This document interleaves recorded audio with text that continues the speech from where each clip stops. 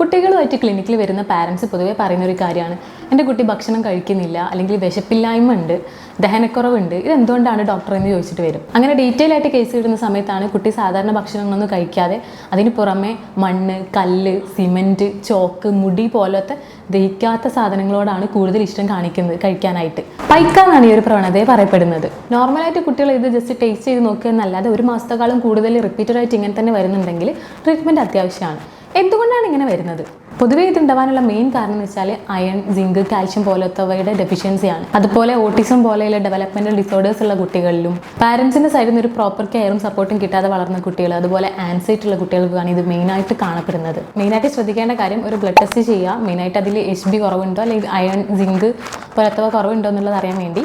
മണ്ണ് കൂടുതൽ കഴിക്കുന്ന കുട്ടികളാണെന്നുണ്ടെങ്കിൽ വേറെ വയറിനുള്ളിൽ എത്താനുള്ള ചാൻസ് ഉണ്ട്. അതുപോലെ തന്നെ ഇത് ഒരുപാട് കഴിക്കുന്നവരാണെന്നുണ്ടെങ്കിൽ അവർക്ക് വയറിന് ബ്ലോക്കേജും കാര്യങ്ങളൊക്കെ വരാൻ ചാൻസ് ഉണ്ട്. അതൊക്കെ അറിയാൻ വേണ്ടിയിട്ട് ഒരു എക്സ്റേ സ്കാനിങ്ങും കാര്യങ്ങളൊക്കെ എടുക്കുക. കൂടുതൽ അറിയാനും ട്രീറ്റ്മെൻറ്റിനും വേണ്ടിയിട്ട് താഴെയുള്ള വാട്സപ്പിൽ മെസ്സേജ് ചെയ്യുക.